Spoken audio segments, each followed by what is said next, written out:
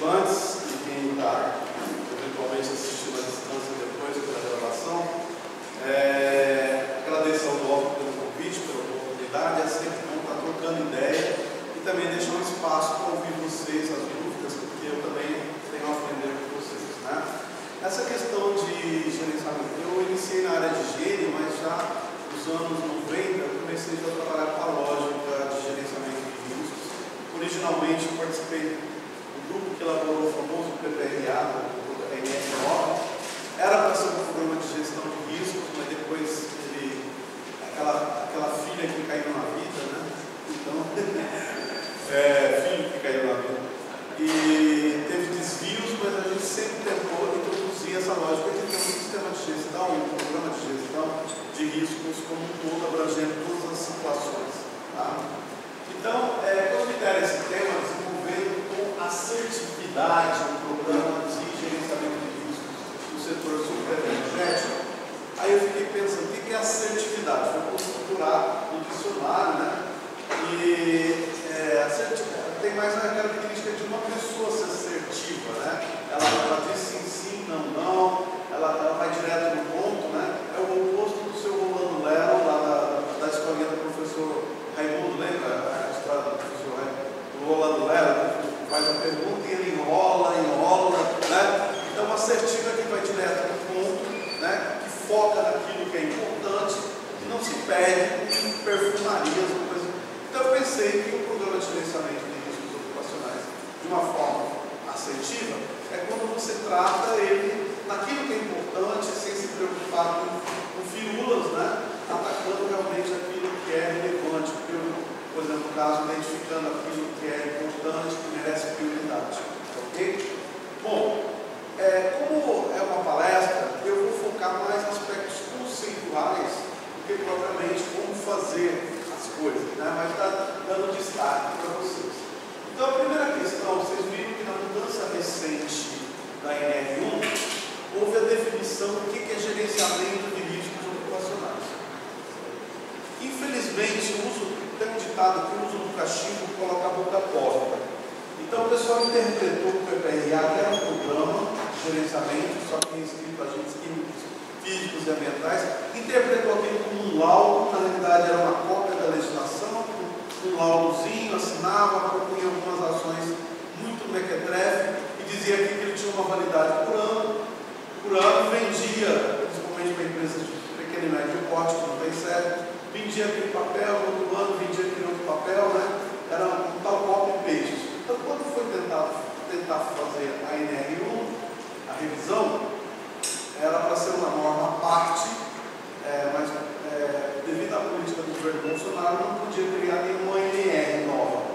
Então, por isso que a NR1 veio dentro a parte de gerenciamento de risco, veio como uma parte da NR1.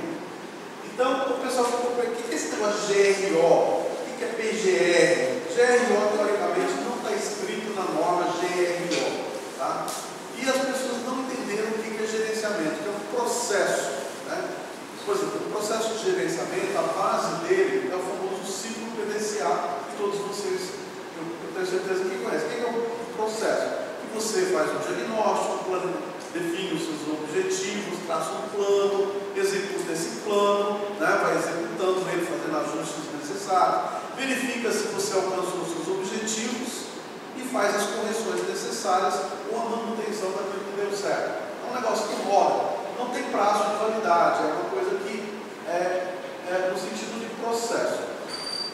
O processo ele pode ser documentado, mas ele não é um documento. Então, aqui está definido que o processo contínuo e sistemático, que ele busca relações, né, de identificar perigos, avaliar e controle de riscos. Quero ressaltar aqui para nós, a norma tem alguns defeitos conceituais, porque a gente tenta definir, eu sou de grupo técnico, busca literatura, mas infelizmente os demais componentes que elabora uma metodologia meio consensual e nem sempre você consegue explicar, olha, mas não é assim que a literatura diz. A avaliação de risco, para mim, envolve desde a parte de você identificar perigos ou risco, fazer a análise do risco, igual foi mencionado na parte da manhã, quando você vê todos os fatores determinantes que podem contribuir para a ocorrência da consequência, né? E chegar a algum nível de risco, alguma estimativa do risco. E depois você tem que julgar se esse risco é adequado ou não, classificando esse risco com algum critério. Então, a avaliação também é um processo, né?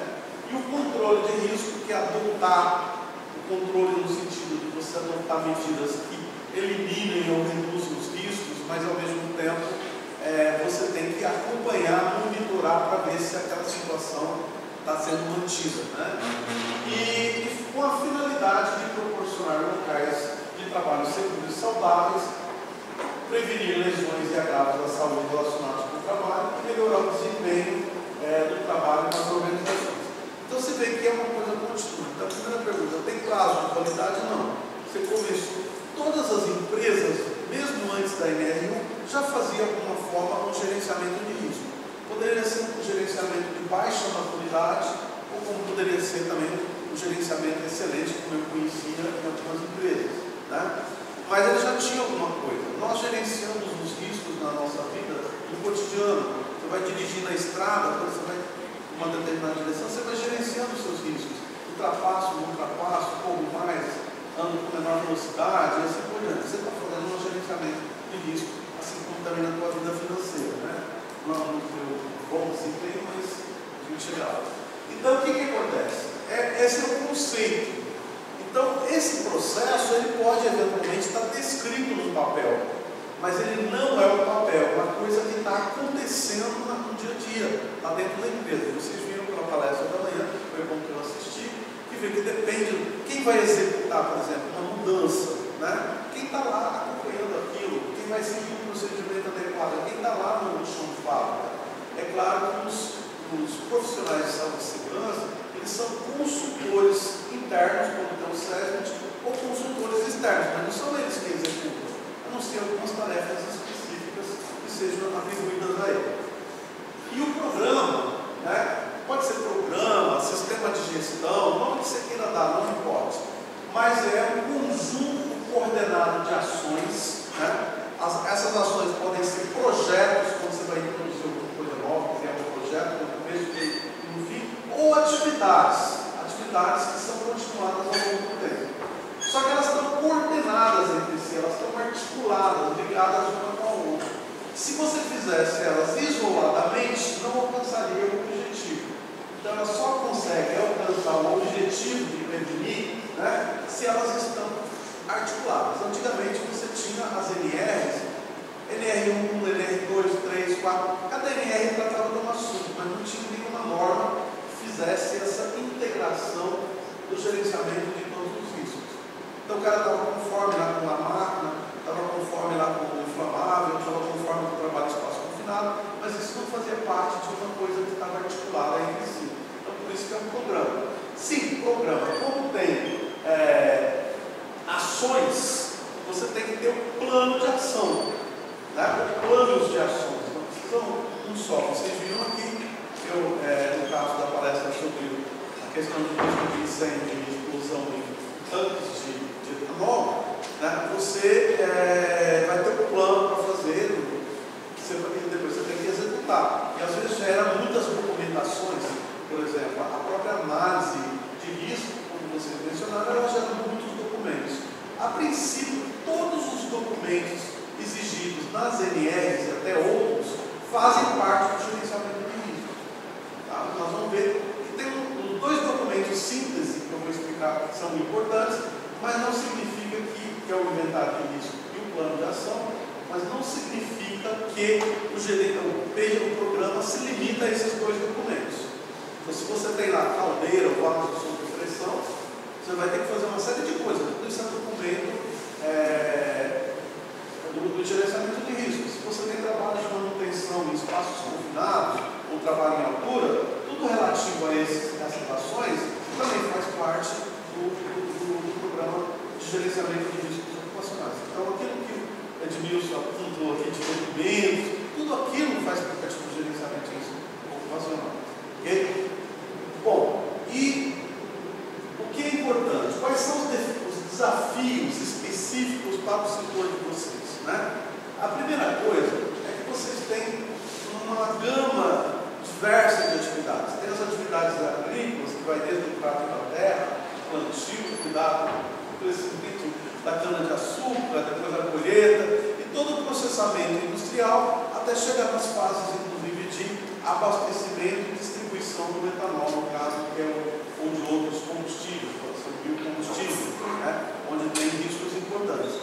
Então, é uma atividade grande, né? Então, nessa atividade industrial, então você vai ter riscos os mais diferentes, desde o uso de defensivos agrícolas, ou pesticidas, ou agrotóxicos, como você queira dar, até trabalhos diversos de processos industriais, como destilação, e assim por diante. Então, por isso que envolve uma gama muito grande. Então, é difícil você dominar todos esses tipos de perigos e riscos. Outra coisa crítica é a sazonalidade. Vocês têm período de safra e anti-safra. Tem um período que a pessoa está fazendo algumas coisas que não faz no outro. Não é uma coisa contínua como uma indústria. Isso tem implicações no processo de avaliação de risco, principalmente riscos relacionados a exposições ocupacionais. Porque ele não está continuadamente exposto à mesma situação. Eventualmente, vou ter que analisar a situação de safra e a situação de safra que se dedica muito à atividade de manutenção, por exemplo. Eu já acompanhei de álcool-açúcar, se você não fizer uma boa manutenção do sistema, na hora que sai o vapor, tiver vazamento, apita feito igual apito do trem de ferro, né? Então, você tem um nível elevado de ruído, por exemplo, por isso que a manutenção é importante, né? Porque envolve vários tipos de atividades que normalmente na safra não ocorrem. Soldagem, manutenção de equipamentos diversos. Então, essa é um desafio, né? Então, por isso que não tem uma receita, tem que ver essa peculiaridade. Outra coisa complicada é a complexidade e especificidade da legislação brasileira trabalhista previdenciária, o que normalmente a gente chama de jabuticaba, coisas que só existem no Brasil. Então, se vocês trabalham numa multinacional, por exemplo, ela lá no estrangeiro não tem que se preocupar com adicional de insalubridade, periculosidade, porque ele vai lançar um meio social, se aposentamento. Isso não existe em outros países. Então, normalmente as pessoas, quando me perguntam sobre esses assuntos, eu não tenho uma resposta técnica. Isso depende do contexto da empresa, dos peritos, da justiça do trabalho, o que pensa o juiz, né? Diz que de urna e cabeça de juiz você nunca sabe o que vai sair, né? Dizem o Leves. Então, a gente você trabalha no campo da imponderabilidade, fora os conflitos que tem entre a legislação trabalhista e a previdenciária, não tem, às vezes, critérios e procedimentos diferentes. Então, isso torna-se uma complexidade, e às vezes vocês, no dia a dia, vão ser muito mais pressionados a cuidar do meio social, das perícias, das coisas, do que propriamente fazer a prevenção. Então, isso introduz um fator que não é comum você observar em outros países. Né? Se você pega um manual de gerenciamento de risco de outro país, não tem essas questões. Né? Então, esse é outro desafio. E outra coisa que está mais recente são os desafios das mudanças climáticas, particularmente a questão dessas ondas de calor ou de estiagem, que podem desencadear os incêndios, né? Ou o caso de calor, que pode gerar uma situação de estresse térmico. Então, tem que lidar com essa situação que é emergente, né? Que é relativamente nova. O vídeo, eu não sei se os canaviais aí onde vocês trabalham pegou fogo, né? Mas com a boa parte aí, era uma situação que antigamente sempre punha fogo no canavial com uma finalidade de trabalho, de replantio e tudo mais. Não, mas dessa vez aconteceu involuntariamente, causando perdas em situações de emergência que às vezes nem sempre todas as empresas estavam devidamente preparadas, né? Então esses são os desafios do setor sucroalcooleiro. Então, para você fazer com assertividade, você tem que tratar adequadamente essas especificidades.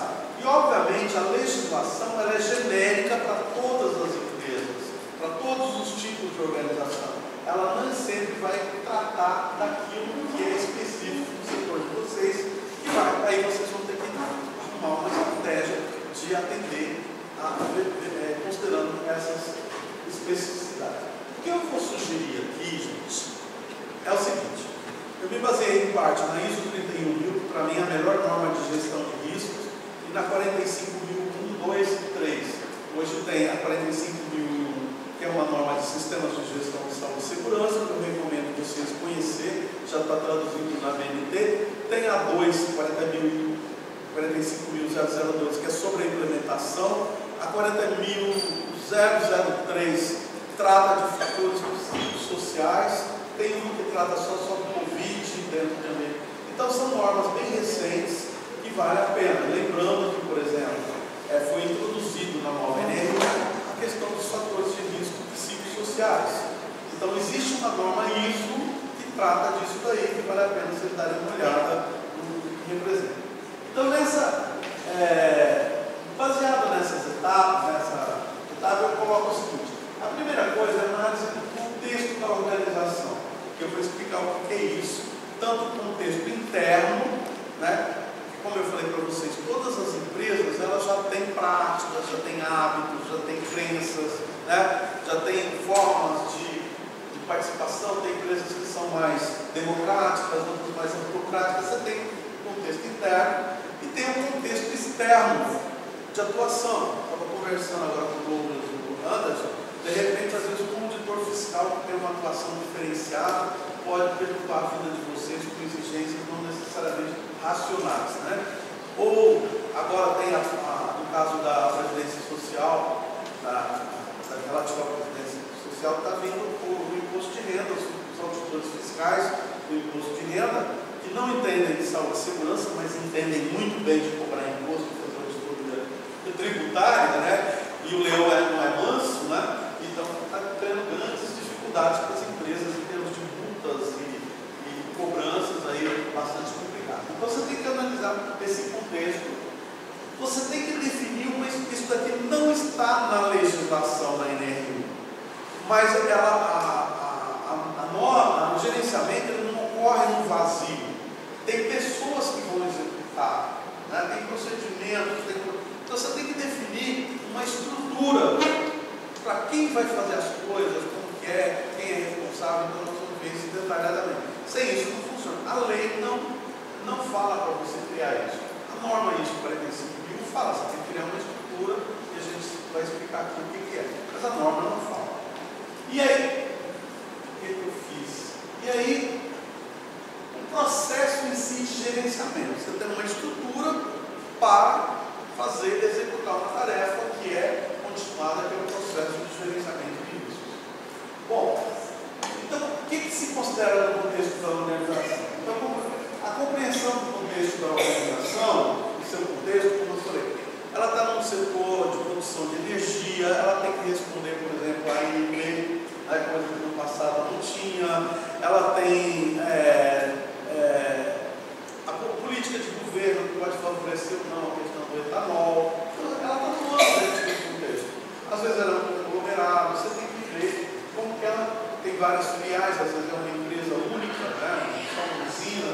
Então tudo isso você tem que conhecer.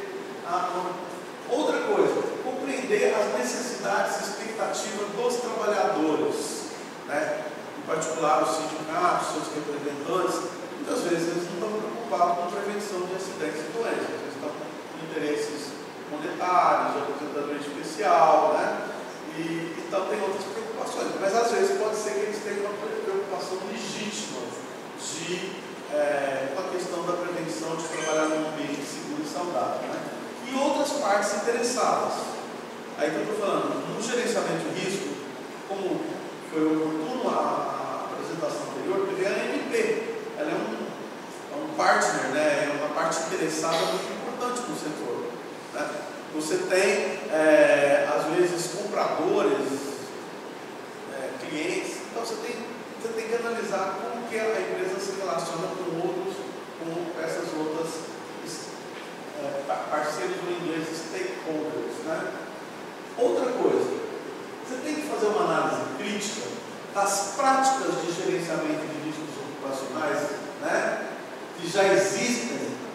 O que a RNR vai trazer de novo?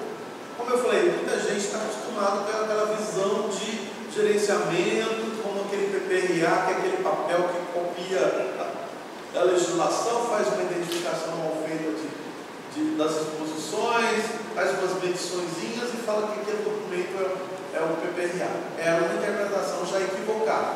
Mas o pessoal já vem com essa mentalidade, né? Já vem com conceitos. Eu tenho que saber como que é a cultura de gestão dentro daquela empresa, para eu poder mudar ou não, ver o que eu preciso atacar, né? Então, analisar o que ela já faz, como ela faz, quais são os valores, né, envolvidos nessa questão. E você, obviamente, determinar o escopo desse programa. Do ponto de vista legal, o gerenciamento envolve todos os tipos de riscos que afetem o trabalhador. Todos. Estejam em NR ou não estejam em NR. Agora, por exemplo, os fatores psicossociais. Não tem um NR específico, alguns falam que poderia estar lá dentro da NR 17 de economia, mas tem suas especificidades. Então não está, mas tem que trazer. Se surgir amanhã, por exemplo, o setor de vocês não trabalha com nanomateriais, por exemplo, não tem nada regulando nanomateriais. Mas se você trabalhar com nanomateriais, você vai ter que recordar os riscos relativos a isso. Está entendendo? Então, a lei então, não escapa nada, não tem essa desculpa, não está na NR. Você identificou um perigo e uma situação de risco, você vai ter que tratá-la adequadamente. Vocês viram que tem uma interface entre a questão, no caso de emergências, entre a questão de segurança e a questão ambiental, né? Existe uma interface. Então, como é que vai relacionar, até onde vai o seu gerenciamento de riscos ocupacionais, até onde é a interface, por exemplo, questão ambiental. O carro está queimado, envolve questão ocupacional, mas também envolve questão ambiental bastante importante. A queima do canavial, ela lança na atmosfera aí toneladas de material particulado, postos diversos, que afeta a população, não só os trabalhadores, mas também toda a população em geral. Então você tem que definir qual o escopo, o que ele abrange, no caso, todos os tipos de risco, mas você pode ter claro exatamente outros aspectos. Portanto, de uma estrutura, a primeira questão: não existe um gerenciamento assertivo, eficaz, se não houver o comprometimento, a liderança e o comprometimento da alta administração. Não vai acontecer. Porque dela é que depende, ele dá poder de autoridade para as pessoas executarem certas coisas, vai dar os recursos financeiros, assegurar os recursos financeiros, ele tem que demonstrar. Eu já trabalhei, por exemplo, em refinaria de petróleo, onde chegou um momento que tinha uma situação lá que tinha um conflito entre a área produtiva, que queria fazer uma manutenção específica, que ela não queria parar, e o pessoal de segurança e higiene falou: não, nessas condições não pode ser feito. E ficou aquele impasse. Quem decidiu? O superintendente da unidade. Aí ele definiu: a nossa política de saúde e segurança fala que segurança vem em primeiro lugar. Para, com todas as consequências que pode ter, parar aquilo, como vocês viram aí na palestra anterior que ele estava, né, no caso de começa um incêndio no tanque, às vezes você tem que parar a produção. Então, ou seja, quem tem esse poder é a liderança. Segundo, ela tem que dar exemplo, né? Ela tem que demonstrar. Eu já vi empresas, quando a gente estava fazendo o estudo da Fundacentro, eu lembro uma grande fábrica de baterias, a maior que tem no país, que toda terça-feira o diretor-geral da empresa, ele andava setor por setor, conversando com as pessoas, perguntando e valorizava as questões de saúde e segurança. Quando a gente era um processo dentro do Ministério Público, com a empresa, e a gente chegou a um conflito lá com o pessoal, a gente estava fazendo um trabalho com o pessoal de RH. Eu fui lá, falei com o diretor, expliquei o que o RH lá queria fazer, era a disposição a chumbo, não fazia sentido, não respondia. O cara era inteligente, entendeu as nossas razões e deu razão para nós e tomou decisão. Então, se não houver o envolvimento dessa pessoa que toma a decisão, nada vai andar. Uma pequena empresa, eu tenho experiência com muitas pequenas empresas, de cada 10, lá umas 4 que você encontra umas pessoas realmente que querem fazer alguma coisa. Os 4 enrolam e 2, aí 20% são relutantes, né? Então, esse comprometimento é fundamental. Segundo, qual é a política de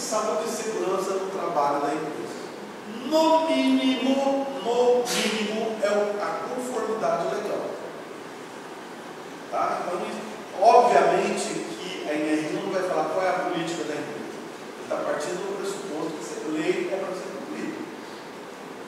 O que ele vai fazer a mais? Eu estou pensando em sustentabilidade, estou pensando em responsabilidade social, estou pensando nisso, eu estou preocupado com a cadeia produtiva, com o meu cliente, enfim.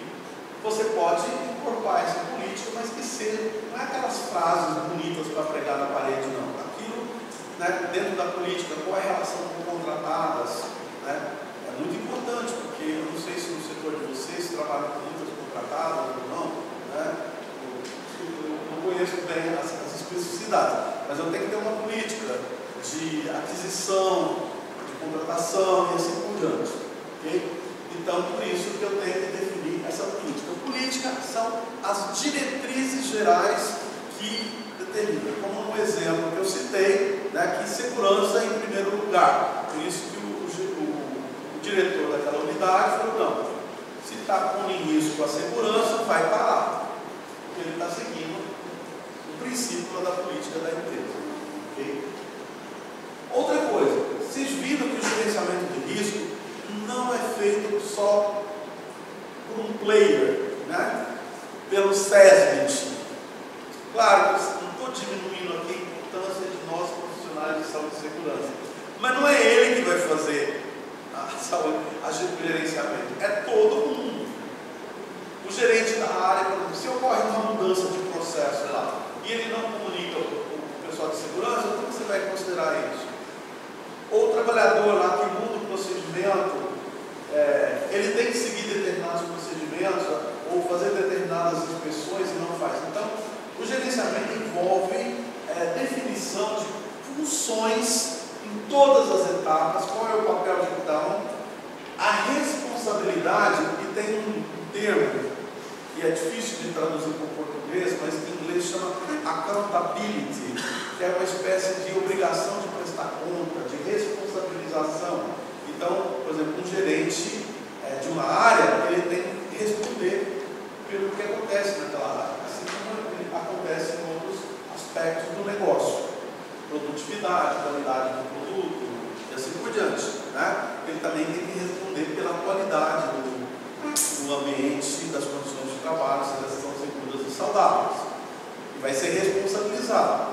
Tem empresas que eu já vi, só para dar um exemplo para vocês, num outro caso do Ministério Público, que a empresa não queria reconhecer um adoecimento pulmonar devido ao uso de fluidos de usinagem à base de água, que era um risco mais de natureza biológica, porque os adoecimentos se afastavam durante muito tempo. E se dá muito tempo de afastamento, isso impactava nos indicadores, né, da organização.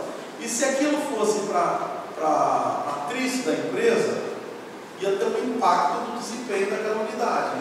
E a matriz queria saber o que está acontecendo aí. Então eles tentaram não reconhecer o adoecimento profissional.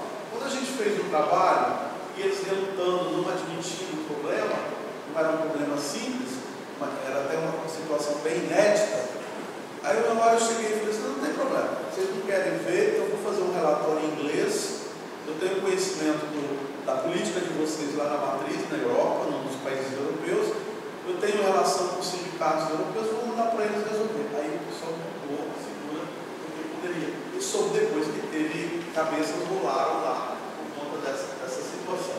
Chama-se responsabilização, né? A questão, a consulta e participação, né? Porque a gente sabe a CIPA tem sua importância. Eu defendo muito mais os comitês por local de trabalho, não essa CIPA burocrática que tem na legislação. Às vezes nem sempre as pessoas que participam estão interessadas em participar, muitos estão interessados em estabilidade, coisas do tipo, né? Em pequena empresa, muitas vezes eu chamo CIPA de contador, porque ninguém participa, mas tem que fazer as coisas, o contador lá faz as datas, as coisas. Mas enfim, tem que ter a participação. Eu, como profissional, muitas situações de risco, como esse caso que eu citei do fundo, eu só consegui descobrir porque eu conversei com os trabalhadores. Eles me deram informações. Sozinhos eles não conseguiriam, mas combinando. O que eles me falaram, com a minha experiência, a gente chegou a identificar adequadamente o problema, né? Agora, participar envolve em tomada de decisão. Você não vai impor um determinado procedimento sem ouvir, sem a participação daquelas pessoas que serão afetadas por aquilo. Que às vezes pode não ser uma solução muito boa. Só quem está ali no dia a dia vai saber que aquilo pode impactar. Então a participação ela é muito mais, ela envolve também tomada de decisão em algum nível, obviamente, não no destino da empresa, mas em algum nível de tomada de decisão também. Ok?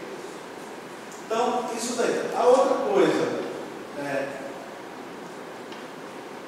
então essas são as coisas básicas que sem as quais, se você não tiver essa estrutura, não vai acontecer um gerenciamento de risco que vai dar resultado.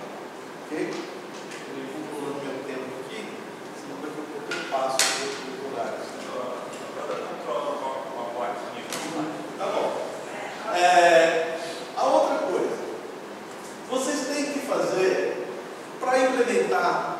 O duro que a gente está montando avião em pleno voo, né? Você está fazendo manutenção em pleno voo, porque a empresa para fazer a implementação do gerenciamento de risco, você não vai parar de fazer o que você estava fazendo, não vai parar de adotar as medidas preventivas que já existem, que estão bem ou mal, resolve boa parte dos problemas. Então essa é a dificuldade. Mas a primeira coisa, eu vou analisar cada uma dessas coisas. Primeiro, você tem que ter uma harmonização conceitual. A NR não é livro técnico. Como eu falei para vocês, o texto da NR é resultado de uma negociação política. E muitas vezes ela não tem um rigor técnico que deveria merecer. A gente busca, mas não consegue. Eu vou mostrar aqui para vocês. Aquilo que eu falei, por exemplo, é a avaliação de risco, é a análise de risco, é a classificação. O que tem uma... Então, às vezes, vocês vão ter que conversar, às vezes, áreas diferentes, o setor de saúde, se a empresa tem alguém da economia, todo mundo tem que falar a mesma linguagem dentro da empresa. Imagina você chegar para um setor, cada um fala, risco é isso. Não, o risco, antigamente falava que o ruído é o risco, o produto químico é o risco, lembra? Aí você começa a usar conceitos que não bate, isso vai confundir as pessoas, principalmente o trabalhador. Você vai dar uma capacitação para ele, você vai usar determinados termos. Se você não tiver uma coerência, não é necessariamente obrigatório utilizar exatamente como define. Eu vou mostrar para vocês que a própria norma ISO, às vezes, uma define de um jeito, outra define de outra. Eu estava estudando, por exemplo, livros de higiene, um livro define de um jeito, de outro. Mas você tem que buscar uma coerência e uma harmonização interna. Isso passa por ter um glossário bem definido, claro e objetivo. A definição de critérios de risco, principalmente como você vai avaliar e classificar esses riscos e tomada de decisão. Você tem que fazer elaboração de vários procedimentos de identificação de perigos e de avaliação de riscos. Aí vai depender do nível de profundidade que vai ser esse processo. Eu vou explicar isso daqui. E também a avaliação da conformidade legal. Tem empresas que compram aplicativos, software do mercado, que já listam todos os requisitos e controlam. Tem uns que são bons, mas às vezes eu já vi empresas que na parte ocupacional eles acabam às vezes sendo meio superficiais. Então no caso, por exemplo, vocês têm que levantar requisitos, como nós vimos na palestra anterior, sobre a ANP. Tem que levantar riscos de meio ambiente que tem interface com a questão ocupacional. Então não é só NR, tá? Então você... outra coisa importante, a parte de sensibilização e capacitação interna de todas as partes envolvidas. Então, às vezes, se o responsável pela empresa não entende o que é o gerenciamento de risco, aí se cabe talvez ao SESC de explicar o que mudou a lei, qual é o papel, a responsabilidade dele. Se ele for aberto, ele vai entender. Mas você também tem que explicar aos gerentes o que é o gerenciamento. E agora, na nova NR, no texto que mudou, fala que a empresa tem que dar noções básicas de gerenciamento de risco. Não é dar um curso de gerenciamento de risco, mas o que é cada uma das etapas, ele tem uma ideia do que é o processo. Então, dentro da capacitação geral que vocês dão na matéria de saúde e segurança, explicar que vocês têm que prever um tempinho para explicar como que ocorre esse processo.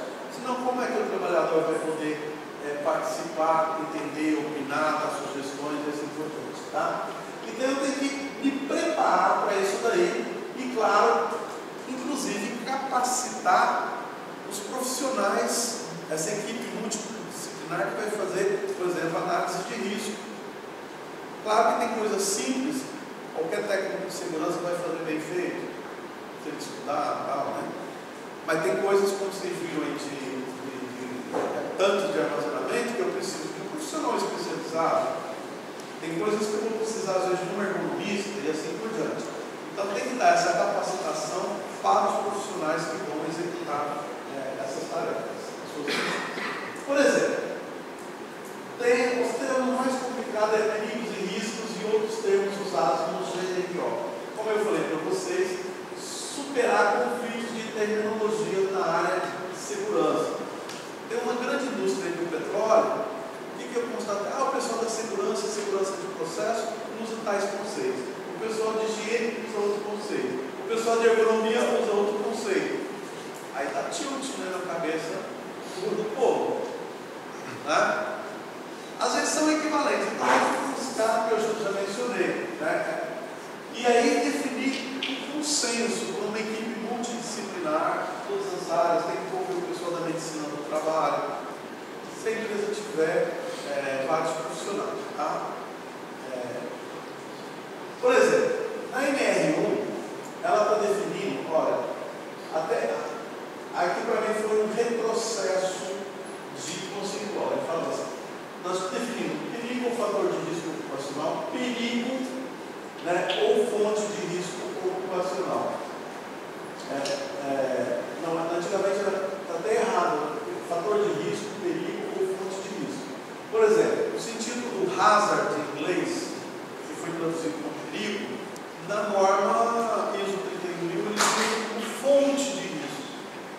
Então, por exemplo, era a fonte que tem o potencial de causar lesões ou agravos, ou seja, um elemento qualquer, isoladamente ou em combinação com o outro, tem um potencial intrínseco de dar origem a lesões e agravos à saúde. Por exemplo, você vai fazer um trabalho quente, soldagem, num lugar que tem inflamável, essa combinação aí são dois elementos que com certeza vai dar, pode dar uma explosão, por exemplo, já vi acidentes fatais, né, decorrentes que o pessoal foi fazer a operação quente num lugar que tinha vapores explosivos, então pode ser isso. No caso, por exemplo, de ergonomia, às vezes tem um fator de risco, movimento repetitivo em frigorífico e o frio, isso intensifica. Eu não sei se no caso aí da cana, você tem uma relação calor e faz uma outra atividade. Mas com certeza tem alguma coisa que é combinação. Né? Agora eles tiraram o fonte de risco, só deixou perigo ou fator de risco. É o elemento ou situação que isoladamente ou em combinação tem um potencial de dar origem. Então, o perigo é algo que pode ser material, como uma energia, uma substância, né? Ou pode ser uma situação, trabalho em altura, trabalho em espaço confinado, né? Que isoladamente ou em combinação, né, tem o potencial de dar origem a lesões ou agravos, que vai ser a nova definição. Então é algo que dá. Agora, nós vamos ver aqui como que a gente vai definir perigo, que é na hora de descrever. Então, por exemplo, para sair desse enrosco, eu gosto de usar uma tríade, 3 elementos, para definir bem perigo. Qual é o tipo de perigo? Trabalho em altura, é a fonte. Por quê? Pode ocorrer um evento perigoso. O que é? Queda de diferentes níveis, que pode resultar em mortes ou lesões graves. Então, quando eu olho esses 3 elementos, eu caracterizo isso bem, perigo de uma forma completa. Ruído elevado, que é um agente físico, né? Se eu tiver exposição repetida a níveis de pressão sonora maior do que 80 decibéis, porque se você 70 decibéis não vai cair no causar perda auditiva, né? Tem o potencial de causar perda auditiva. Então eu posso definir, olha, risco de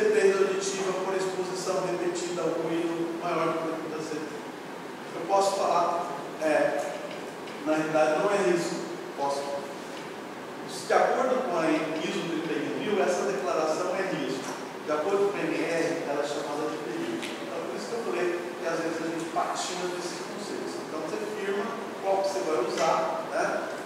Então, por exemplo, em qualquer lugar, ruído elevado, seja aqui na China, se o cara ficar exposto repetidamente, vai ter perda auditiva, produzir perda auditiva. Isso é intrínseco aí. Ou eu posso ter, por exemplo, tolueno, estou usando um solvente lá que tem tolueno, tíder, né? Se eu tiver a inalação repetida de vapores de tolueno, se eu der uma cheiradinha só do vapor de tolueno, mas eu posso ter umas zonzudazinhas, né? Baratozinho, mas não vou ficar com graves danos. Eu preciso ter uma exposição repetida para quê? Para ter comprometimento do sistema nervoso central, visão, audição, efeitos sobre o sistema reprodutivo feminino, a boca. Né? Então eu posso dizer. Agora, se eu tiver o tolueno líquido em contato repetido com a mão, pode dar dermatite irritativa, uma dermatose importante. Veja que é outro perigo, embora seja o mesmo agente, entre aspas, a mesma substância, conforme a situação, vai dar resultados diferentes. E por que é importante? A forma de prevenir e proteger o trabalhador é diferente nos dois casos. Eu vou buscar reduzir a exposição por sistema de ventilação, por exemplo, né, exaustora, e no outro, para proteger se for contato com a mão, colocar uma luva, uma roupa, alguma coisa do tipo. Percebendo? Então, o grande problema do E-Social, lá no caso da agentes químicos, é que ele põe só substância lá. Substância tal CAS. Então, ácido sulfúrico, por exemplo. Concentrado. Se cair sobre a pele, queima. Mas se eu tiver uma operação que inala névoa de ácido sulfúrico, vai dar um problema de câncer nessa parte superior aqui da laringe. Então, não é, no caso da agente químico, vocês vão ter que, às vezes, uma mesma substância envolve perigos diferentes devido à forma de exposição que pode ter consequências diferentes. A minha sugestão, nós estamos trabalhando lá na Funacentro em descritores de perigo.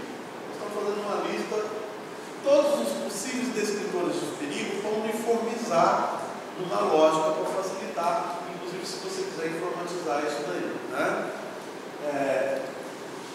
Agora, se o perigo não foi identificado adequadamente, às vezes nem o EPI você sabe escolher. Né?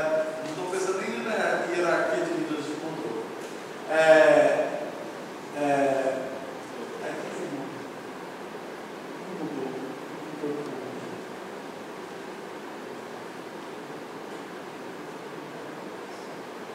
Se o risco será mal avaliado e também as medidas propostas não serão eficazes, ou às vezes podem exigir custos desnecessários. No caso, por causa da legislação previdenciária, se você identifica uma coisa por preciosismo, às vezes você pode criar um passivo previdenciário. Então tem que tomar cuidado, né? Às vezes riscos irrelevantes, eu tenho que ter critérios. Se eu não usei um pouquinho da substância de vez em quando, eu não preciso identificar essa situação do perigo.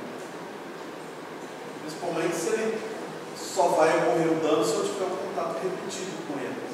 Então tem que tomar cuidado e ter isso muito claro para vocês eventualmente não causar passivos trabalhistas e previdenciários. Estou falando grego, isso faz sentido para vocês. Já aconteceu, já vi que em caso, né? O cara quer ser preciosista demais e põe lá um monte de coisas, fica à vontade. E de repente ele cria sarna para se coçar, né? O risco ocupacional. Veja a sutileza da definição. Estou falando que a gente trabalhou muito, foi a equipe anterior, a gente trabalhou muito sobre essa questão, né? Que é a probabilidade de ocorrer a lesão ou agravo. Então, a probabilidade do dano, da consequência, né? combinado que esse dano é causado por quê? Um evento perigoso, no caso de um acidente.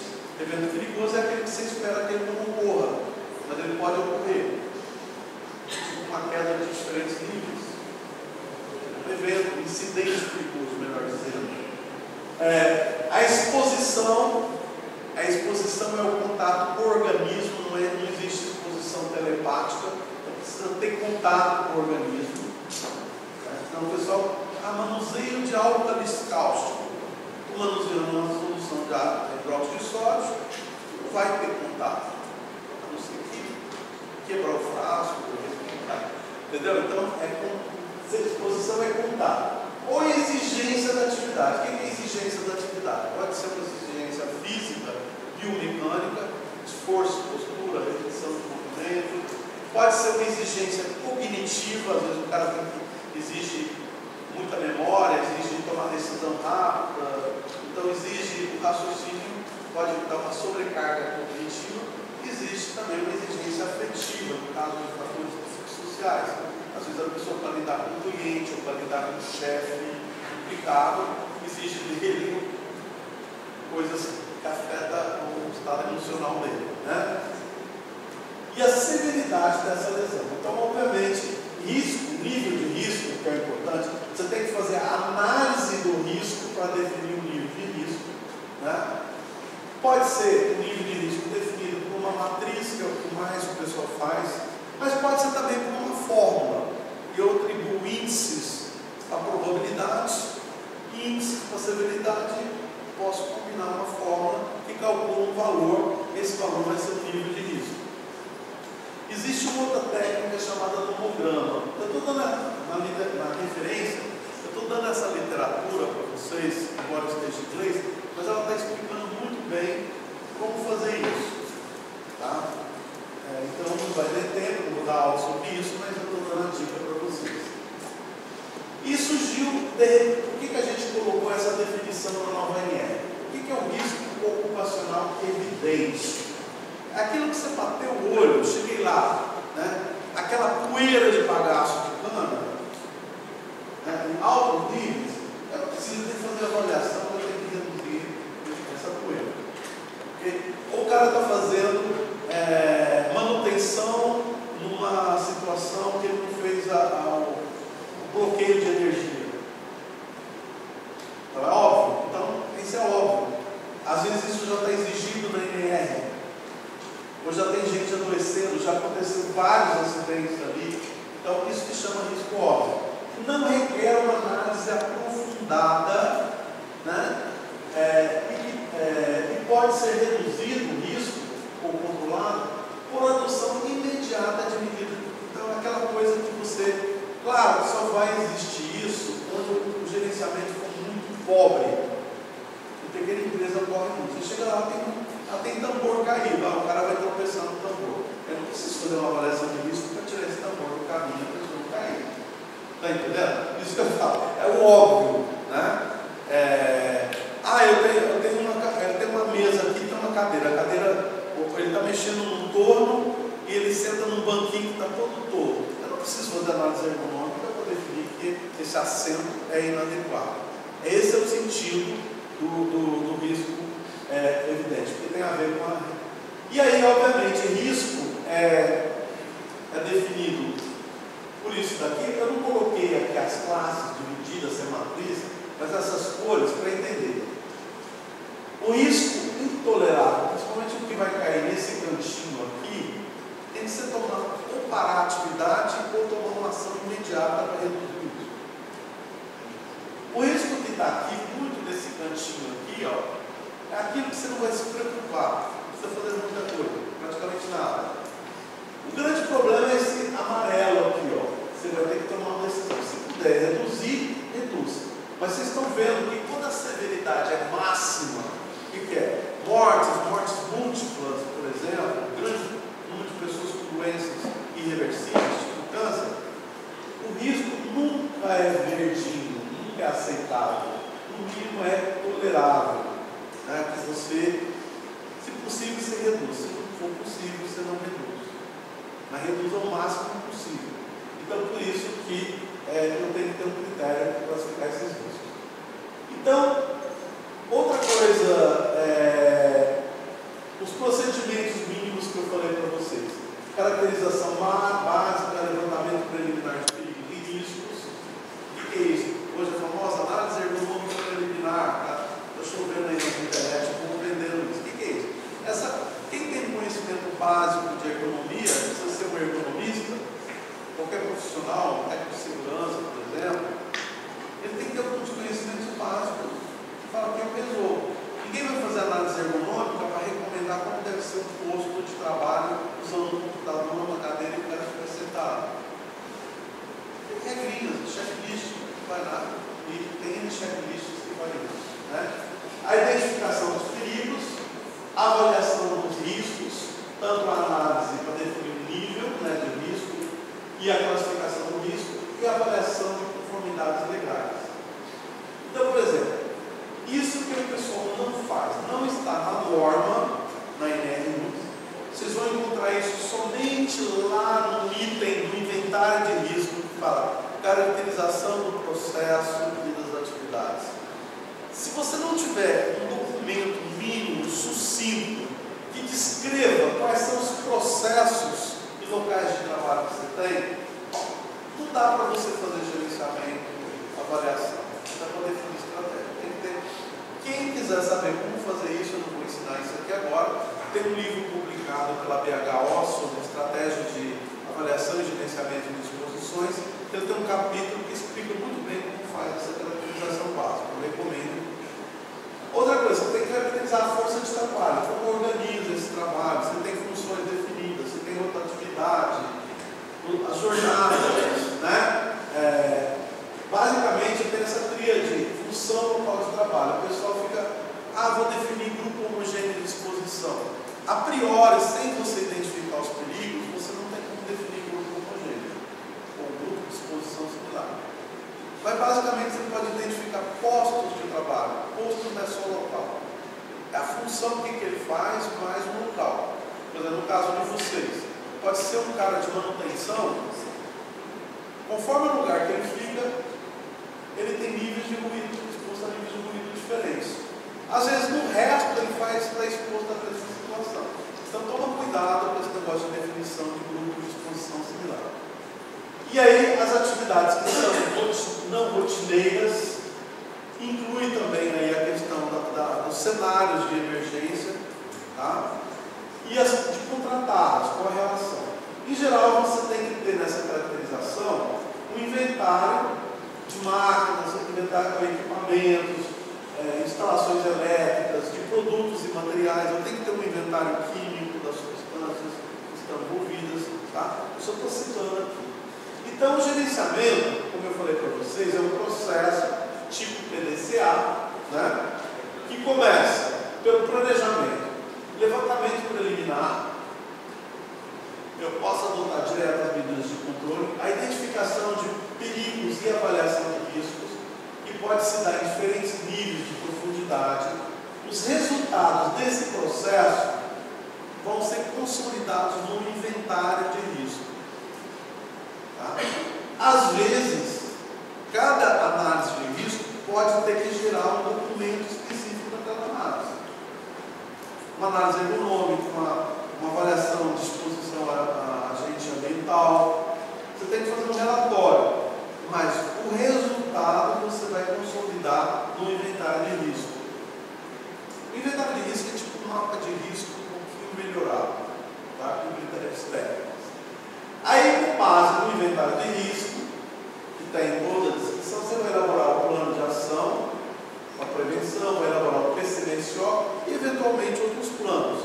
Eu posso desdobrar esse plano em planos diferentes. Digamos que você queira, no setor da unidade de vocês, fazer um plano só de prevenção e combate a incêndios.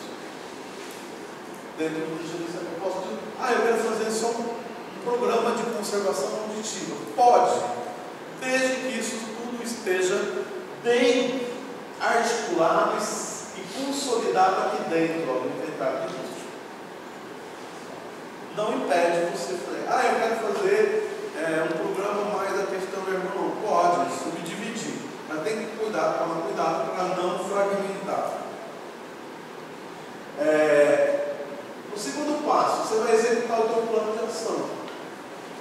Você vai dar respostas a emergências.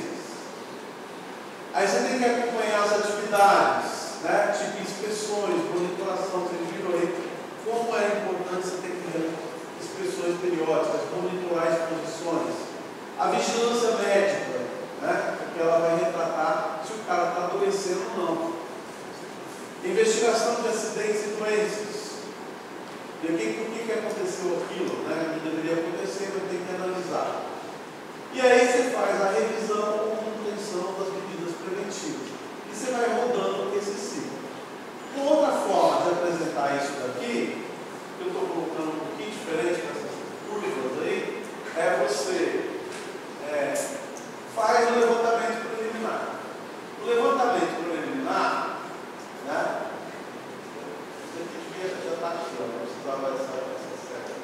O levantamento preliminar, ele pode levar à adoção de medidas preventivas direto, ou se não for possível, eu vou fazer o quê? A caracterização básica, o inventário, a identificação de perigos, análise dos riscos, classifica os riscos, tudo isso daqui é avaliação de risco para mim, tá?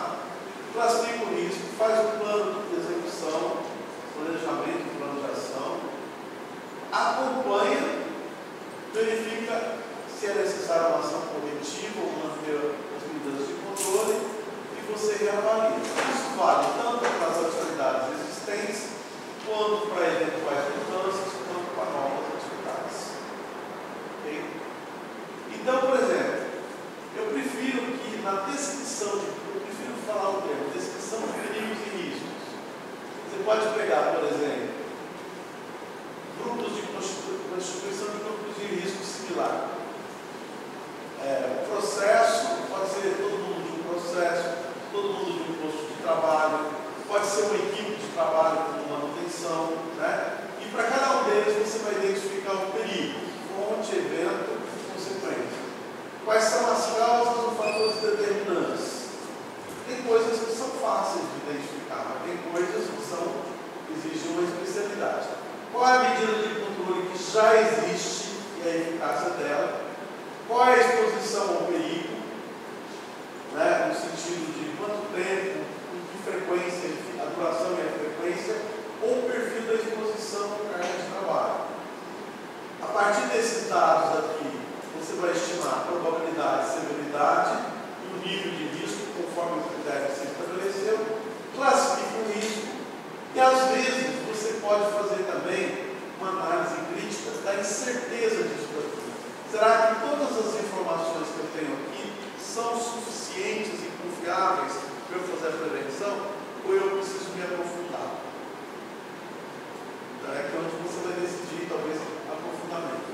Então eu uso usa-se a abordagem gradual. O que é o primeiro nível de avaliação? Às vezes você pode fazer as 3 níveis ao mesmo tempo, tá? Conforme o tipo de perigo.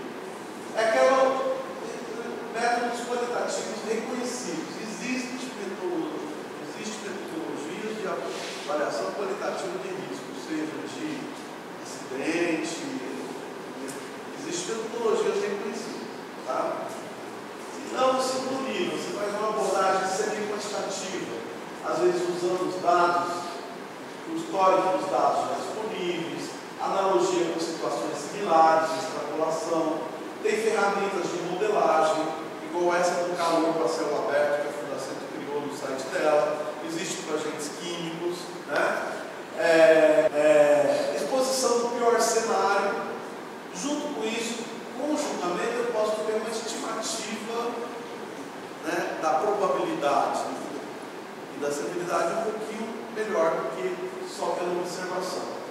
E por fim, o terceiro nível são aquelas avaliações aprofundadas, que aí exigem especialistas, seja de segurança do processo, como no caso que foi exemplificado aqui nos tantos, né? Ou exige, por exemplo, às vezes uma avaliação de higiene mais sofisticada, vibração, você vai estudar a vibração dos tratores ou dos caminhões que tem no transporte de vocês. Não é qualquer um que sabe fazer uma avaliação de vibração, né? Prevenção. Ou de ergonomia, fazer uma consultada para entender o problema. Isso depende sim de profissionais especializados. Nesses níveis aqui, o profissional com formação básica, generalista, consegue dar conta. Então, às vezes, você tem que começar, faz uma primeira qualitativa, separa aquilo que você precisa aprofundar e vai, igual mingau quente, você vai comendo pelas beiradas, né? Se você for direto no meio, você pode queimar. Tá bom? Então, você vai abordando gradualmente. Isso é uma lógica que existe hoje, praticada de direção. Ninguém vai gastar recursos e tempo, né, com técnicas sofisticadas, se eu posso resolver o problema com métodos mais simples. Tá? O importante é partir para a prevenção. Aí você elabora o plano de ação, como diz a norma, as medidas a serem adotadas ou melhoradas. Às vezes o pessoal esquece das medidas que precisam ser mantidas, porque se elas não forem mantidas, o risco aumenta. E o acompanhamento e avaliação da eficácia. Né? Em geral, a classificação dos riscos, você pode ter um risco muito alto, crítico, que é um risco intolerável, no qual você tem que interromper a atividade ou fazer uma intervenção imediata para depois reavaliar o risco. Você pode ter um risco, só que as cores aqui eram uma cor um vermelho mais claro, não está aparecendo. É um risco alto, importante, também ele é inaceitável, indesejável, intolerável, não que você queira dar. Você vai ter que reduzir o risco. Enquanto isso, se você continuar a atividade, tem que proteger o trabalhador e reavaliar o risco. O risco médio ou moderado é um risco tolerável. Se possível, você vai reduzir ao nível mais baixo possível. E monitorar é obrigatório, seja ambiental, seja monitoração médica, enfim, é obrigatório acompanhamento. O verde é aquele risco baixo, que é um risco aceitável, onde você vai manter os riscos, né, o nível de risco, mantendo as medidas de controle. A monitoração pode ser mais flexível. E tem aquele risco muito baixo, trivial, que é aceitável também. O que interessa no plano de ação são esses três aqui, ó. O baixo, o médio e o substancial. Ninguém vai colocar um risco crítico no inventário. Ele está testando o risco dele. Porque se acontecer um acidente, ele está se dando a culpa. Risco crítico, se você encontrou, né? Se você encontrou, você tem que comunicar quem é o responsável de imediato para fazer alguma coisa. Parar.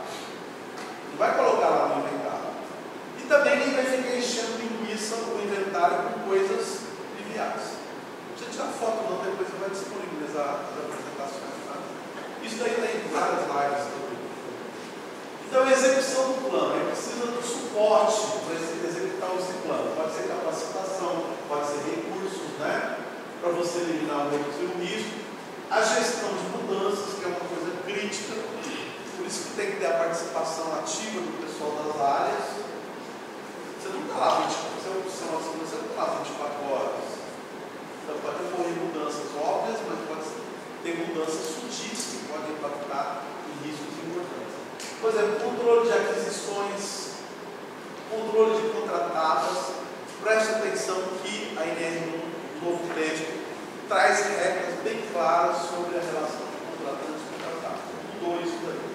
Também não vou entrar em detalhes, mas eu falo para vocês darem uma olhada.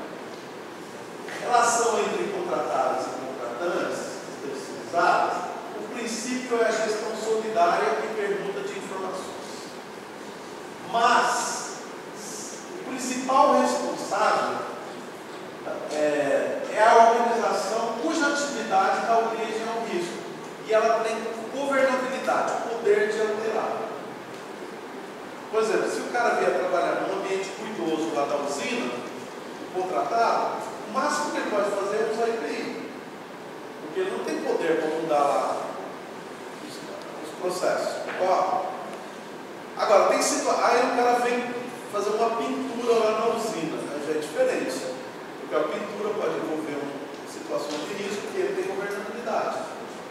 Ele tem que fazer uma manutenção lá numa torre, num flare, numa torre qualquer, que envolve trabalho em altura.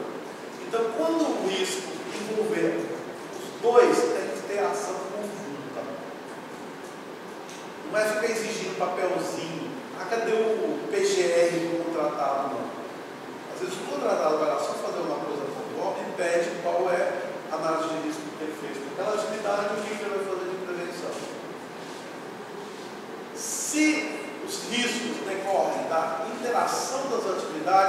acrescentar e fazer junto. Agora, se o risco é gerado por quem está prestando o serviço, você vai fiscalizar se ele está fazendo. Porque se acontecer alguma coisa, pode prejudicar a tua própria imagem, a imagem da contratante, né?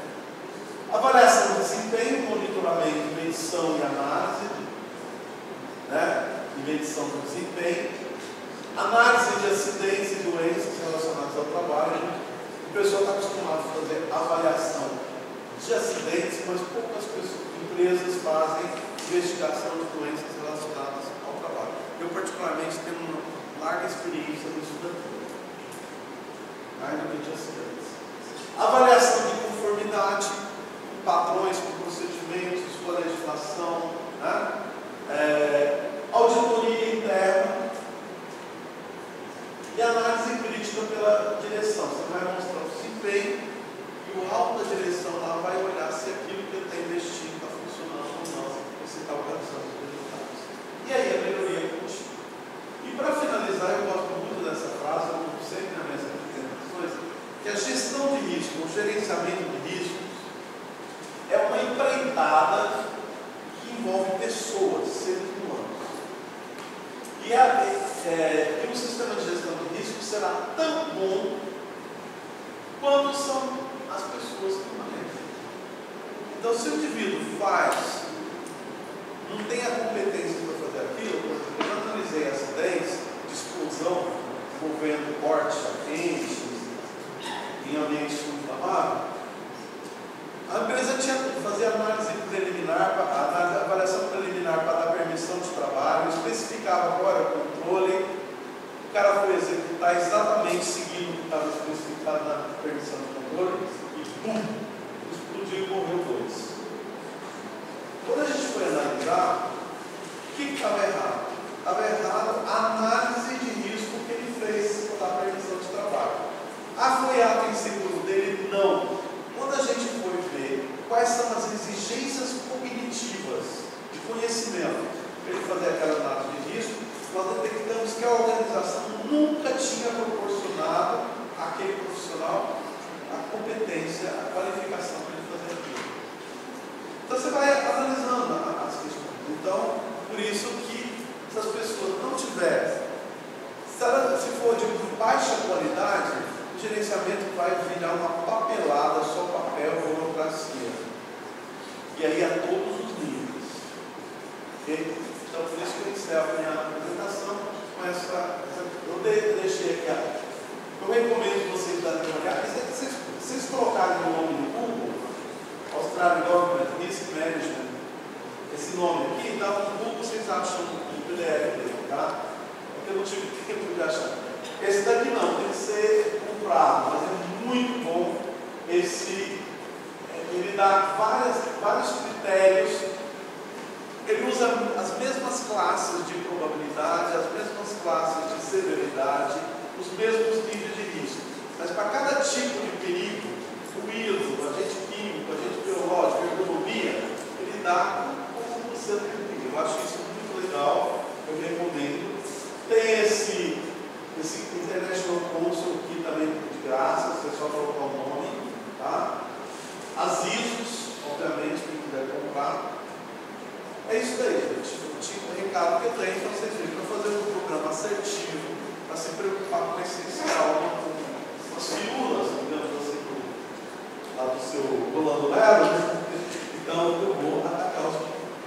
É claro que essas coisas não acontecem da noite para o dia, são processos que vai acontecendo, melhorando todo dia. Chega no ano que vem e fala, pô, eu não vi isso. Não, eu preocupei exageradamente com isso, então vamos tirar. E aí você vai fazendo. Chega uma hora que você vai chegar numa estabilidade e melhorando continuamente. Tá? Então são as dicas que eu dou assim para como. Mas lembrando que muitas das coisas que eu falei muitas não estão no texto legal. Está em diretrizes gerais de gestão, umas normas. Ok? Então isso daí eu deixo, passo para a Michele para fazer. Eu acho que eu cumpri meu tempo, né? Excelente palestra, obrigada, Gilmar. Com certeza eu queria fazer só um endosso da palavra dele, que você trouxe, que é estratégia, né? Como você vai interligar essa estratégia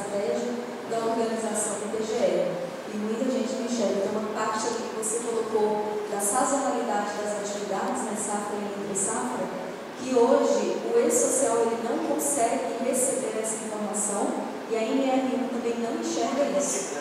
Sabe por que aconteceu isso? Porque quem elaborou o E-Social e aquelas regras, ele tem uma cabeça fordista taylorista. Ele acha que as empresas, lembra do tempos modernos? Que o cara fica no posto de trabalho, faz aquilo repetidamente, o outro no outro posto de trabalho repetidamente, o dia inteiro, a semana inteira, o ano inteiro, a vida inteira. Então ele não contempla essa dinâmica da organização do trabalho, essa mudança de funções, alterações. Então, aí fica complicado, eles criam uma camisa de força e você tem que... Não, e eu já até comentei com o pessoal da UDOP, nós vamos fazer um grupo de trabalho, junto até com o auditor do Ministério do Trabalho, para falar sobre isso. Então, vim com alguma proposta de revisão de MR, MR1, sabe, algum estudo aí, e com certeza eu vou convidar você. A solução nesse caso se você está preocupado com a prevenção, você faz análise no pior cenário e toma as medidas preventivas. Agora, como eu falei para vocês, quando é acidente, o acidente, o evento perigoso, ele acontece ligado àquela atividade específica, quando ela é executada. Quando é executado um trabalho em altura, quando é executado um trabalho quente, num ambiente inflamável, né? A exposição não. A exposição depende da organização do trabalho, né? Se o cara, por exemplo, o cara quer dar manutenção, veja como é complicado. A equipe da manutenção, às vezes tem um cara que faz rodízio. Por isso que aquela caracterização básica que eu citei, ela é fundamental. É nela que você vai falar como que é o seu processo, se ele tem sancionalidade, para a tua avaliação de risco ser sustentada nessa caracterização básica. Isso não está na norma, isso é um pulo do gato, né? Por isso, dá trabalho fazer a primeira caracterização? Dá. Mas depois que você fizer, depois você só vai ajustando pequenos detalhes. Alguém gostaria de fazer alguma pergunta?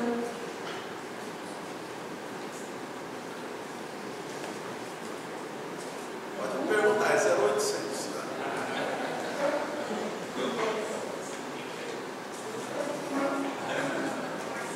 Vou aproveitar. Gilmar, eu vou explorar um pouquinho mais sobre o plano de ação. Se a gente foca em gestão dentro do plano de ação, sobre a identificação do ruído, sobre as ações que nós temos quanto ao controle, exames médicos, mais os programas da empresa. E quando a gente trata como gestão e quando a gente trata como estrutural. Vou ter que fazer uma intervenção na estrutura, mudar equipamento, porque quando é estrutural tem um prazo. Quando é gestão, eu não vou ter prazo, eu tenho perpétua isso aí. Boa pergunta, Ju.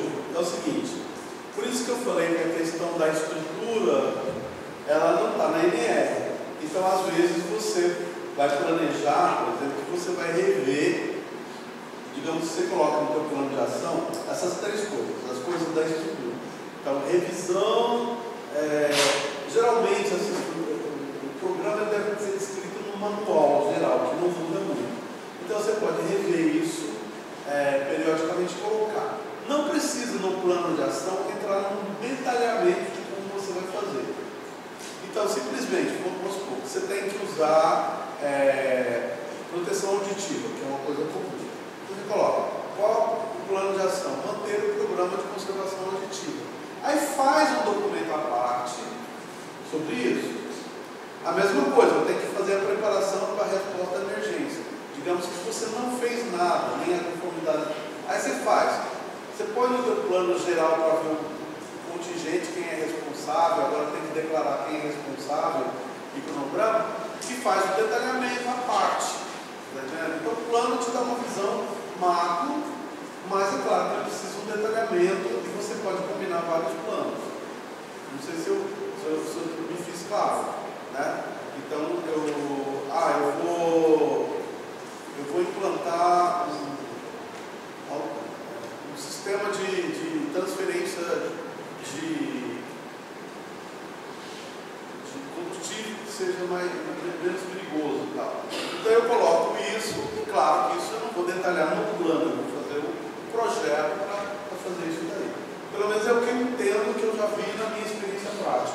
de grandes empresas. Né? Agora, se é uma oficina mecânica, quem está trabalhando na oficina mecânica, outra coisa, às vezes é crucial você ver, se você tem unidades que são totalmente, quase que independentes uma da outra, você pode subdividir esse PGR para facilitar o gerenciamento. Você pode fazer um plano geral para a empresa, mas você pode fazer planos específicos para o setor. Vocês têm um setor aí de transporte, não tem? Às vezes o próprio setor de transporte, que envolve caminhão, circulação de áreas e tal, você faz um programa específico para esse setor de gerenciamento. Se você misturar tudo, fica aquele monte de papel, aquela coisa, fica até difícil de manusear. E não importa para o cara lá da destilaria o que está acontecendo lá com os caminhões. Entendeu? Então, essa lógica aí vai depender da complexidade, do tamanho da organização. Por isso que a caracterização básica eu acho importante você ver. Ter o fluxo, o processo, as unidades locais que são as. E aí você desenvolve, com base nisso, você desenvolve qual é a melhor estratégia que você vai adotar. É claro que se eu estiver fazendo o gerenciamento de risco do mercadinho ali da esquina, eu não vou precisar fazer isso. Tá? Era bem o ponto que eu queria perguntar também. Hoje, a ANR, né, a legislação, ela não fala de você colocar, fazer um manual do seu PGR. Por quê? Tem muitas empresas que já têm um sistema de gestão integrado, né, já tem seu SGI estruturado, e ele é parte daquele PGR. Né? Então, como que você, no inventário ali que você faz em Excel, é uma planilha Excel que você avalia riscos, você vai linkar tudo isso. Né? Então, uma vez eu até conversei com um grupo de pessoas que falavam, de PGR, estavam falando, de você ter tipo um manual ali do teu PGR. Sim, você falar uma introdução, você colocar todos os pontos ali que... Os termos, os critérios de risco, você não ficar repetindo lá no papel. Exatamente. Então, se você tiver um manual descritivo, igual você faz da qualidade. Eu trabalhei, minha experiência de gestão vem da qualidade. Eu trabalhei no laboratório, e eu tive que implantar um sistema de qualidade para ser certificado pelo Inmetro. Então eu aprendi a fazer. Depois que eu aprendi a fazer o sistema da qualidade, o manual da qualidade e tal, eu transferi essa lógica para gerenciamento de risco. Depois eu trabalhei na gráfica da Editora Abril. Na época ela tinha um sistema de gestão da qualidade bem robusto. Só que na época não tinha ISO 14.000, nem 45.000, nem nada. Tudo era dentro do sistema da qualidade. Eu implantei, por exemplo, lá um programa de gestão de produtos químicos, que era muito crítico. Eles trabalhavam na gráfica mais de 400 produtos químicos diferentes. Tinha problema de segurança, porque na gráfica tem muito papel, tinha tinta com solvente. Imagina um problema de incêndio, segurança. Você tinha o problema da exposição ocupacional, porque tinha muito solvente nas impressoras. Você tinha o problema, por exemplo, dos resíduos que geravam, porque tinha a questão de meio ambiente. Então a gente fazia tudo integrado no sistema da qualidade. Então tinha um manual, mas é claro que para o gerenciamento de produtos químicos, eu fazia um submanual, não é assim, um manual à partezinha tratando só daquela questão mais ligada. Então, isso vai depender da complexidade, do porte da empresa, da conveniência. Agora, tem que tomar cuidado, que eu lembro lá na Abril, como eles estavam muito em volta com qualidade, criou tanta burocracia que tiveram que contratar um consultor para ajudar eles a desburocratizar, porque tinha muito papel, muita coisa. Por isso que, por exemplo, procedimentos operacionais tem que ser, por isso que é como uma assertividade, fazer para aqueles que merecem, que tem coisa. O resto você pode fazer, por exemplo, regras gerais de segurança. Né? Você pode criar um padrão de regras gerais de segurança, regras gerais de ergonomia, e seguir aquelas regras. Se com aquelas regras você resolve aqueles riscos menores, não precisa ficar perdendo tempo com coisas maiores. Você vai focar. É claro que se o cara for fazer manutenção num sistema que tem inflamável, ele não vai poder fazer com regras gerais. Mas você vai trabalhar com ferramenta, aperta alicate, não sei o que. Você tem uma regra para o uso de ferramentas.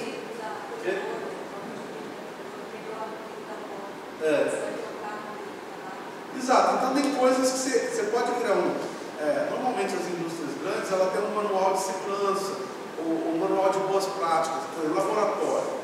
Não sei se vocês têm laboratório, acho que tem, né? Então, laboratório pode ser um programa específico, porque a lógica de laboratório é muito diferente da lógica industrial. Porque ali no laboratório você trabalha com pequenas quantidades, com mais frequência. Está percebendo? Então, eu posso criar um programa de segurança e higiene de laboratório. Ok? Mais alguma pergunta?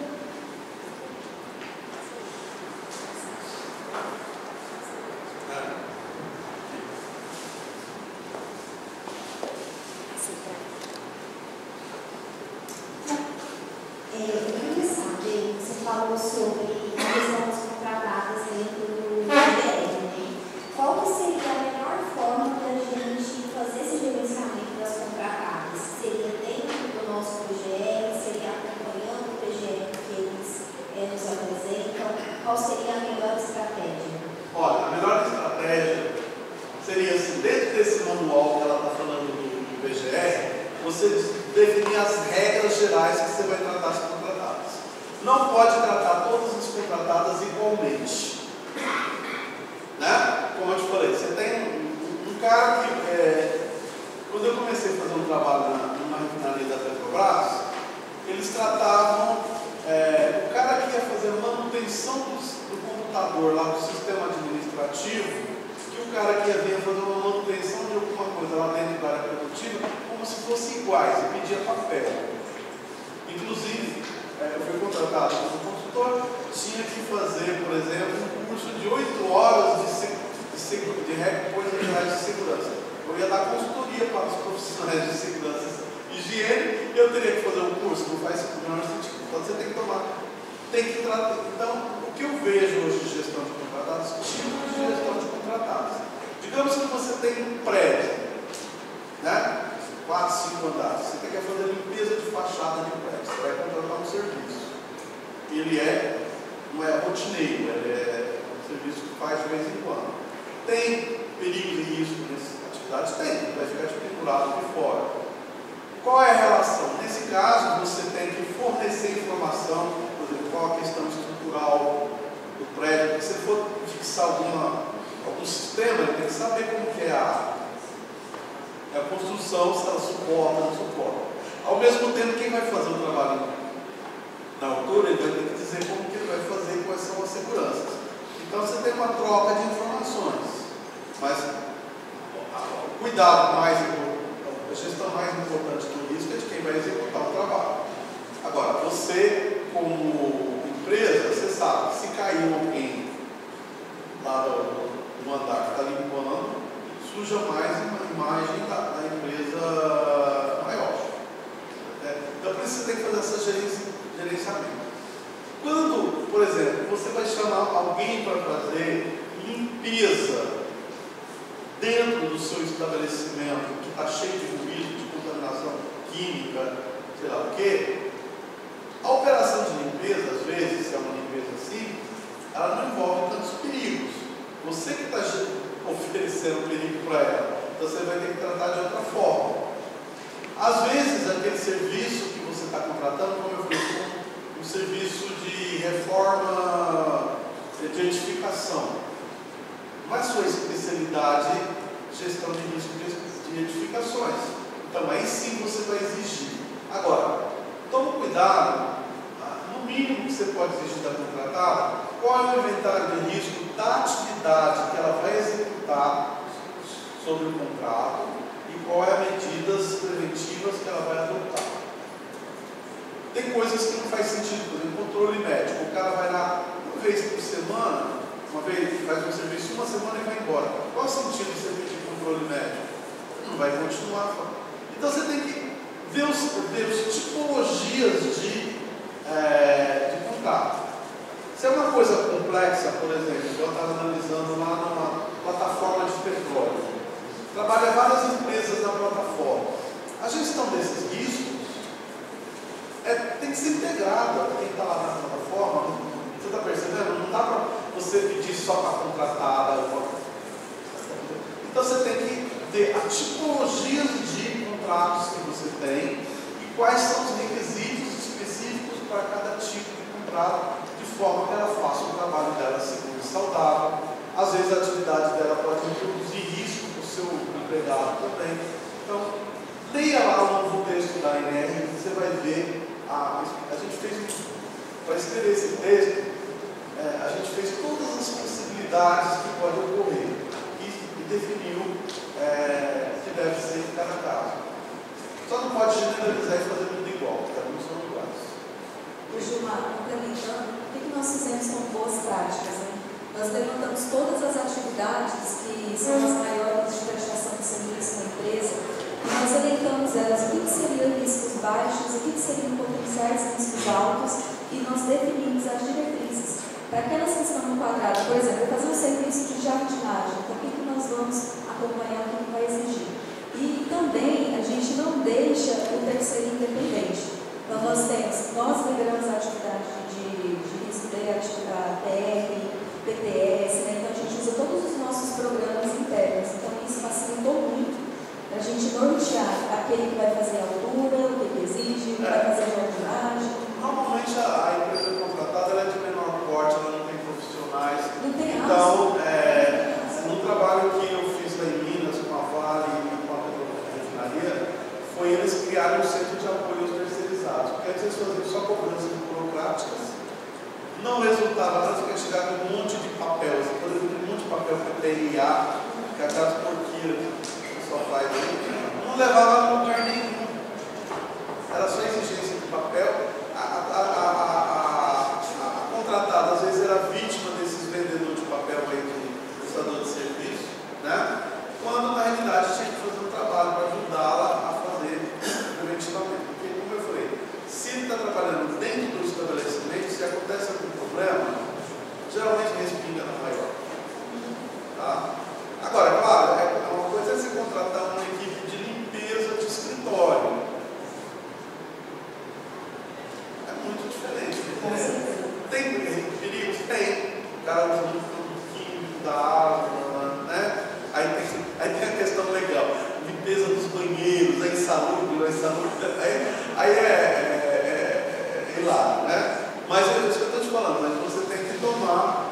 Agora, como empresa responsável, você pode exigir que o seu contratado, mesmo que o risco seja só dele, que ele faça uma boa gestão, cobrando dele. Então, a minha experiência prática com o setor de tratamento de superfícies deu mais resultado. Por exemplo, as empresas do setor autopeças e automobilístico, então, para fazer o revestimento de uma peça, uma zincagem, ou um revestimento de peça que vai entrar no motor. Então, eles fazem a exigência que ela tem que ter um gerenciamento adequado. Isso funciona muito mais do que a fiscalização normal. Porque ela tem um intuito de querer vender, de querer manter o cliente dela, né? Então, algumas galvânicas que eu trabalhei, a GM vinha fazer uma auditoria, né? Para ver, não impactava nada para ela no sentido dos trabalhadores, mas ela não queria ser responsável pela cadeia produtiva dela, que faz esse gerenciamento. Então, isso aí é uma política de responsabilidade social. Vai se fazer parte, não está obrigado na lei. Se o serviço é prestado externamente, no caso quem faz o tratamento, as encaixes da peça, você faz a niquelação da peça, não é exigido, porque é nosso estabelecimento. Mas uma empresa responsável, ela vai olhar na sua cadeia de fornecedores, né? Assim como ela pode dar apoio aos seus clientes, né? Na gestão. Material, o treinamento, vai para o canal do YouTube, né? Ainda tem. Olha, a gente vai lançar, a partir de março, um curso reestruturado, agora já tem mais prática, um curso reestruturado pela Funacentro, à distância e no horário que todo mundo possa assistir. A gente vai dividir em pouco tempo, porque ninguém pode ficar, às vezes, várias horas assistindo, dias afastado do trabalho. A gente vai fazer um esquema que vai ficar gravado. É claro que quem quiser ter certificado vai ter que ter um sistema de registro de presença e prova. Então, quem quiser assistir qualquer uma, não, eu já sei isso, quero ver isso aí, vai lá no YouTube, vai está disponibilizado, a gente vai lançar. O Ministério ficou de fazer um manual orientativo, mas não vi nada até agora, até por disputa colaborar. O problema é que às vezes o auditor tem experiência em cobrar, agora executar, fazer na prática, só quem já fez. Aí eu acho que eu fico na sua.